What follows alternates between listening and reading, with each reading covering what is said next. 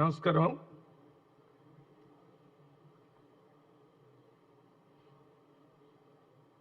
రెండు 2023 జరిగినటువంటి అసెంబ్లీ ఎన్నికల కంటే ముందు పిసిసి అధ్యక్షుడిగా రేవంత్ రెడ్డి గారు వారి టీం అంతా కూడా ప్రజలకి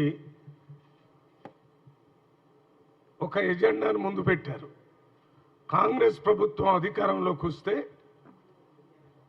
ఇప్పుడు జరుగుతున్న ఈ 10 సంవత్సరాల్లో జరుగుతున్నటువంటి ఈ రాజరిక పరిపాలనని ఆ స్థానంలో ప్రజా పరిపాలన తీసుకొస్తానని చెప్పారు. పోటీ ఏం జరిగింది? రాజరిక పరిపాలనకి ప్రజా పరిపాలనకి మధ్య పోటీ జరిగింది. అది బీఆర్ఎస్ పార్టీ, కాంగ్రెస్ పార్టీ కావచ్చు. ఎజెండా మాత్రం రాజరిక పరిపాలన తీసి ఆ స్థానంలో ప్రజాపాలన తీసుకొస్తానని చెప్పారు. దాంతోపాటు అప్పుడే అందశ్రీ గారు రాసినటువంటి ఈ తెలంగాణ గీతాన్ని తెలంగాణ రాష్ట్రం వచ్చిన తర్వాత కాంగ్రెస్ పార్టీ రాష్ట్ర గీతంగా అడాప్ట్ చేసుకుంటుందని చెప్పారు. అప్పుడు చెప్పటం ఎన్నికల కంటే ముందు చెప్పారు. ఇది కాకుండా ఈ రాజరికపు పరిపాలన చిహ్నాలు కూడా ప్రజా పరిపాలనలో పోతాయనేది అంతర్భాగంగా ఉన్నటువంటి మాట. అందువల్లనే మీరందరూ ఎల్బీ స్టేడియంలో ప్రజల సమక్షంలో ప్రజా పరిపాలనని ఆవిష్కరించడం కోసమే అది ఎల్బీ స్టేడియంలో చేశారు. మామూలుగా ప్రజాప్రభుత్వాన్ని గవర్నర్ దగ్గర కూడా ప్రమాణ స్వీకారం చేసే అవకాశం ఉంది. కొన్ని లక్షల మంది ప్రజల్ని పిలిచి ప్రజా పరిపాలనని ప్రజలకు ఇచ్చిన మాట ప్రకారం ప్రజా పరిపాలనని అక్కడ ఆవిష్కృతం చేసిన సందర్భంగా ఆ డయాస్ మీద రాశారు, ప్రజా పరిపాలనలో రేవంత్ రెడ్డి ముఖ్యమంత్రిగా ప్రమాణ స్వీకారం. మీరు ఒక్కసారి మీరందరూ వచ్చుంటారు అక్కడ. ఆ దాని మీద డయాస్ వెనక రాసిన దాని మీద ప్రజా పరిపాలనలో రేవంత్ రెడ్డి ముఖ్యమంత్రిగా ప్రమాణ స్వీకారం చేస్తున్నారు అని రాశారు.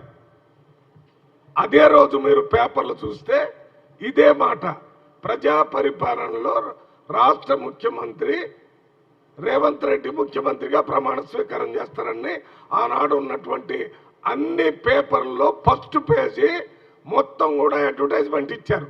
దాని ఉద్దేశం ఏంటి?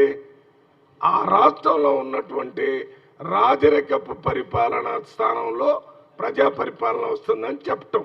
అందులో భాగంగానే ఇవాళ ఈ జయ జయ హో తెలంగాణ అనేటటువంటి ఈ పాటని, ఆ రాసినటువంటి పాటని యథాతథంగా దానికి సంగీతాన్ని ఆస్కర్ అవార్డు గ్రహీత కీరవాణి గారితో మరి దానికి సంగీతం సమకూర్చి అది ప్రజలకి అంకితం చేస్తున్నారు. ప్రజలు కోరుకొని ఆ పాట కావాలని మెజారిటీ, స్పష్టమైన మెజారిటీని కాంగ్రెస్ పార్టీకి ఇచ్చారు. ప్రజల కన్సెంట్ కంప్లీట్గా ఆ పాటని అడాప్ట్ చేసుకోమని చెప్పటం అనేది కూడా అందులో ఒక భాగం. అది అయిపోయింది. దాని తర్వాత ఇవాళ తెలంగాణ రాష్ట్రంలో మనం ఎంబలం అంటే చిహ్నం, ప్రభుత్వం అంటే చిహ్నం, అంటే ప్రజాస్వామ్యం ప్రజాప్రభుత్వానికి చిహ్నంగా ఉండాలా, లేక రాజరిక పరిపాలనకు చిహ్నంగా ఎంబలం లాగా ఉండాలా? ఇది ప్రజల ముందు మేము పెట్టాం. ప్రజల ముందు పెడితే ప్రజలందరూ ఓట్లేసి ప్రజా చిహ్నమే మాకు ఉండాలని మమ్మల్ని స్పష్టమైన మెజార్టీతో గెలిపించి అధికారంలో తీసుకొని వచ్చారు. అందువల్ల ఇవాళ అధికారంలోకి వచ్చిన ముఖ్యమంత్రి దీనికి ప్రజా చిహ్నాలు ఉండాలని దాని మీద మరి ఇవాళ అతి ముఖ్యమైనటువంటి ప్రజా చిహ్నం ఏంటి? ఎవరైనా ఒక తెలంగాణ రాష్ట్రాన్ని సాధించాలని వారు త్యాగం చేసిన దాంట్లో అందరూ త్యాగం చేసి ఉండొచ్చు, కానీ ప్రాణత్యాగం అనేది నెంబర్ 1. అమరవీరులు అంటే ప్రాణాన్ని ఇచ్చినటువంటి వాళ్ళు. ప్రాణాన్ని లెక్క చేయలేదు. తెలంగాణ వస్తే చాలని ఒకళ్ళు కాల్చుకొని చనిపోయారు, కొంతమంది ఉరేసుకొని చనిపోయారు, కొంతమంది ఉద్యమంలో చనిపోయారు. వీళ్ళందరినీ అమరవీరులు అంటారు. ఎవరి కోసం అమరవీరులు అయ్యారు వీళ్ళు?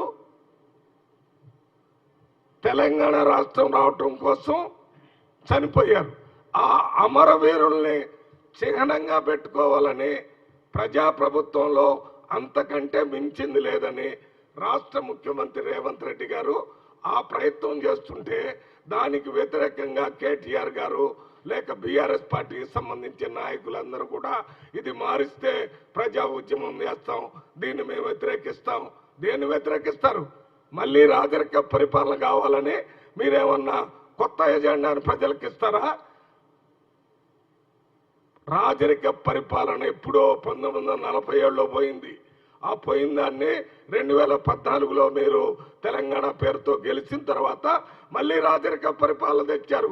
ఆ రాజరిక గుర్తులే లేకుండా చేయటానికి రాష్ట్ర ముఖ్యమంత్రి ప్రభుత్వంలో వచ్చిన రోజునే ప్రగతి భవన్ ముందు ఉన్నటువంటి ఇనప కంచెని జేసీబీ పెట్టి కొట్టి అవతల పరేసి ప్రజల పరిపాలన గుర్తుగా చేసినాడు.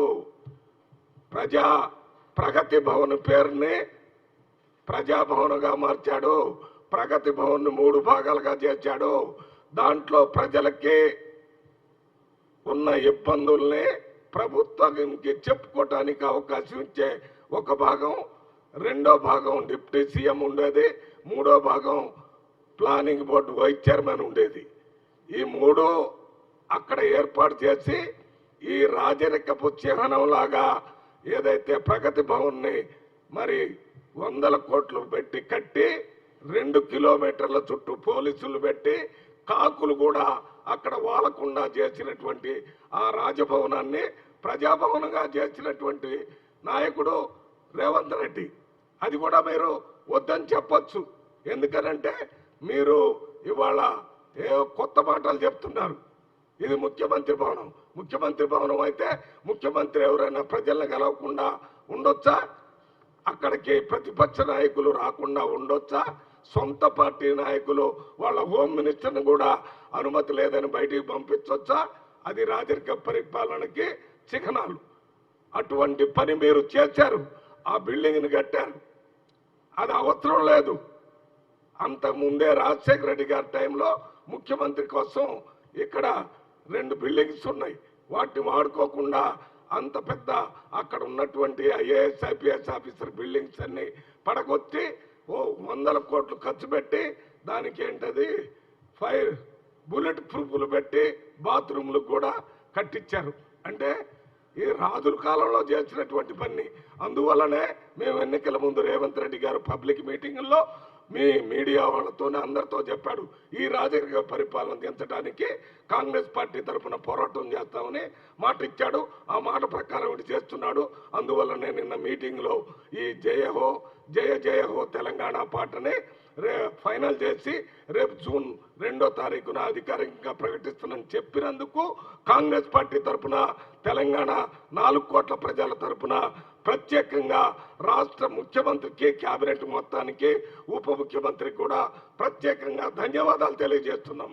ఇదే రకంగా భవిష్యత్తులో కూడా ఈ రాజరికపు చిహ్నాలన్నిటినీ మార్చి ప్రజలకు సంబంధించినటువంటి చిహ్నాలే మన ప్రభుత్వానికి గుర్తింపుగా ఉండాలి తప్ప రాజుల పరిపాలన అనుకుంటే మనకు శ్రీకృష్ణదేవరాయలు కూడా పరిపాలన బాగా చేసిందని అన్నారు. అదే రకంగా అశోకుడు బాగా పరిపాలన హర్షవర్ధనుడు చేశాడన్నాడు. అదే రకంగా అక్బర్ పరిపాలన వీళ్ళందరినీ మంచిగా చేశారు. బ్రిటిష్ కాలంలో కూడా కొంతమంది పరిపాలన బాగానే చేశారు. కానీ అది రాజరిక పరిపాలన గుర్తు కాబట్టి లేకుండా చేసుకున్నాం. ఇప్పుడు రాజరిక పరిపాలన లేకుండా ఈ గుర్తులు, ఈ చిహ్నాలన్నీ తీసుకొచ్చేటటువంటి రేవంత్ రెడ్డి గారికి మేము ప్రత్యేకంగా పార్టీ తరఫున, నేను సీనియర్ వైస్ ప్రెసిడెంట్గా, వీరు కూడా వర్కింగ్ ప్రెసిడెంట్గా ధన్యవాదాలు తెలియజేస్తున్నాం. ప్రజలు కూడా దీన్ని చేయాలని కోరుకున్నారు. మీకు తెలుసా, మొట్టమొదట ఈ రాష్ట్రంలో ఉన్న రాజరిక పరిపాలనని మార్చి ప్రజా పరిపాలన తెస్తామని చెప్పడం జరిగింది. నీళ్లు, నిధులు, నియామకాలు అని చెప్పి మా ప్రజల్ని మోసం చేసి ఇవాళ తీసుకొని రాలేదనేది అందరికీ తెలుసు. దానికి వ్యతిరేకంగా చేశాం. ఇప్పటికే సుదీర్ఘంగా మాట్లాడాం కాబట్టి వాటి మీద ఎక్కువ మాట్లాడటం లేదు. ఇంతవరకు చెప్పి నేను ముగిస్తున్నాను. దయచేసి మీడియా సోదరులందరూ కూడా హిస్టరీ చరిత్ర తెలియనివాడు పరిపాలనకి అనర్హుడు. రేవంత్ రెడ్డి గారు చరిత్ర తెలిసిన వ్యక్తి కాబట్టి 69లో జరిగినటువంటి ఉద్యమకారులు, నిన్న మొన్న జరిగినటువంటి ఉద్యమకారకులు జేఏసీ చైర్మన్ గా ఉండి కోదండరాం గారు ఆ ఉద్యమంలో పాల్గొన్నటువంటి వ్యక్తిని ముందు పెట్టి వారి ద్వారా ఎవరెవరు ఉన్నారో తీసుకోవాలని వారేకే అన్ని ఒప్పజెప్పి ఇవాళ ప్రభుత్వం అంతా ప్రజల కోసం పనిచేస్తుంటే మీరు మీ పార్టీ పోతుందనో లేకపోతే మీ కుటుంబం పరిపాలన పోయిందనో, కేటీఆర్ ఒక పక్కన, హరీష్ రావు ఇంకో పక్కన, మరి ఇంకా మిగిలిన నాయకులు కేసీఆర్ గారు ఒక పక్కన రోజుకొక మాట పెట్టి మీరు 1వ తారీఖునే 2వ తారీఖున జరగాల్సిన ప్రోగ్రామ్స్ పెడతారని చెప్తున్నారు. ఏమన్నా అర్థం ఉందా? బీఆర్ఎస్ పార్టీ వాళ్ళు ఈ ఫార్మర్స్ డే ఎప్పుడు ఇంతకుముందు ఆంధ్రప్రదేశ్ నవంబర్ 1 ఫార్మర్స్ డే, ఆ నవంబర్ 1 మనం సెలబ్రేషన్ జరిగేది ప్రభుత్వం తరఫున లేకపోతే పార్టీల తరఫున. మరి ఇప్పుడేం జరుగుతుంది? ఇవాళ బీఆర్ఎస్ పార్టీ ఇప్పుడు జూన్ 1 తారీఖునే వారు సెలబ్రేషన్స్ పెట్టి ఇక్కడి నుంచి అక్కడికి, అక్కడి నుంచి ఇక్కడికి, ఇక్కడిక్కడే చెయ్యాలని ప్రజలకి తెలివి తక్కువ వాళ్ళు మేమేం చెప్తే అదేమంటారు అనేటటువంటి ఆలోచన మాని కలిసి రండి. ఇది కాంగ్రెస్ పార్టీ ప్రోగ్రాము కాదు. ఇది 4 కోట్ల మంది తెలంగాణ ప్రజల ఆత్మగౌరవాన్ని ప్రతిబింబించే విధంగా